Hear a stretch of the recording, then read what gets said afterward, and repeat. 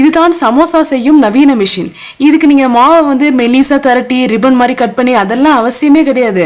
Just chapati மாவு திரட்டின மாதிரி திரட்டினாலே samosa ready ஆகி அப்படியே கீழே விழுந்துருமா. வாங்க அது உண்மையா பொய்யான்னு சொல்லி பார்ப்போம்.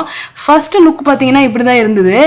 நிறைய கலர்ல இருக்கும் போல இருக்கு. எனக்கு பார்த்தீங்கன்னா இந்த பச்சை கலர் தான் கிடைச்சது. மெட்டீரியல் வைஸ் ரொம்பவே ஸ்ட்ராங்கா இருந்தது. ஸோ சப்பாத்தி மாவெல்லாம் திரட்டிட்டு நான் வந்து பார்த்தீங்கன்னா உள்ள வந்து வெங்காய ஸ்டஃபிங் தான் பண்ணியிருந்தேன். அதான் இருக்கிறதுலே ஈஸி.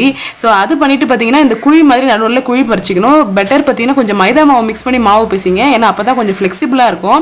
மேலே வந்து இன்னொரு மாவு போட்டு மூடி திரட்டுற மாதிரி திரட்டிக்கிங்க. இது பயப்படவே தேவையில்லை, தைரியமாக திரட்டலாம், எந்த இதுவும் ஆகாது. அது மேலே பார்த்தீங்கன்னா கொஞ்சம் க்ரூஸ் மாதிரி இருக்கும், கொஞ்சம் சொர சொரன்னு. அது வழியாக பார்த்தீங்கன்னா உங்களுக்கு கட் ஆகும். கட் ஆகிட்டு நீங்கள் தட்டினீங்கன்னா அந்த சமோசா ஷேப்பில் விழும். அது வந்து சமோசா ஷேப்பான்னு கேட்டிங்கன்னா எனக்கு தெரியாது. இது வந்து triangle shape, it is not samosa shape. இது நம்ம ஒத்துக்கணும். நிறைய இடங்கள்ல சரியா சீலும் ஆகலை. அதை நீங்கள் பார்த்துட்டு கையில் ப்ரெஸ் பண்ணி விட்டுக்கணும். இல்லைன்னா எண்ணெயில் பொரிக்கும் போது உங்களுக்கு வந்து விரிஞ்சிரும். இவ்வளோ தெளிவா பேச தெரிஞ்ச இருக்கு. அதுக்கப்புறம் தான் காத்திருந்தது ஒரு பேர் இருந்துச்சு. ஏன்னா சமோசாவை அழகா செஞ்சுட்டேன், ஆனா அதை பொறிக்க என்ன இருக்கா இல்ல.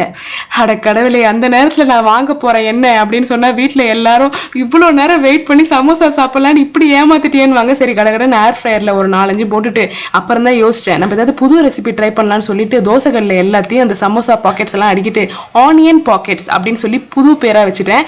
பசங்களுக்குலாம் கொடுத்த உடனே ஒரே சந்தோஷம். Wow, it's a new recipe of the revolution of the India அப்படின்னு சொல்லிட்டு ஆஹா ஓஹோன்னு சாப்பிட்டாங்க.